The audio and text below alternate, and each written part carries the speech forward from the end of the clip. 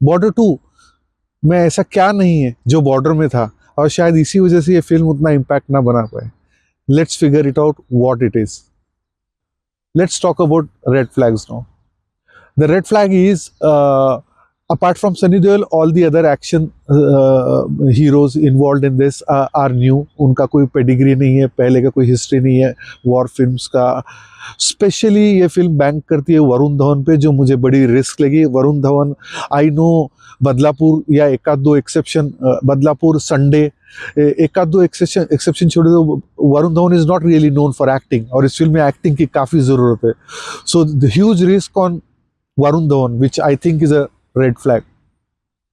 Another red flag is, जो novelty थी इस कंसेप्ट की, उस वॉर की, 1971 वॉर की, वो बॉर्डर ने ऑलरेडी कवर कर लिए, जिसमें सबसे मेन बैटल था जो लोंगेवाला में जो हुआ था, जो आर्मी का हुआ था।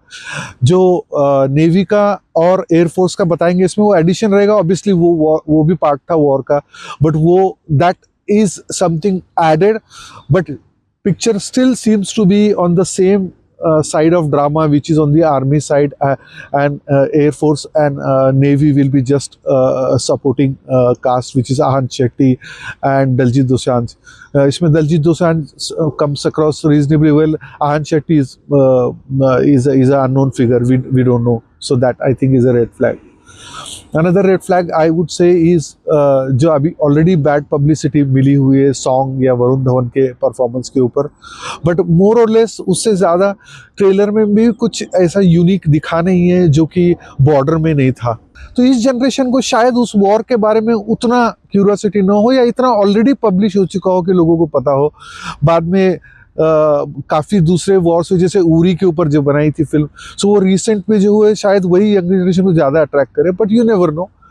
जेपी दत्ता जी ने बॉर्डर बनाई थी जो सुपर हिट हुई थी, उसके बाद उन्होंने एलओसी बनाई थी जो कि सुपर हिट नहीं हुई, rather I would call it flop. There was a good reason behind it.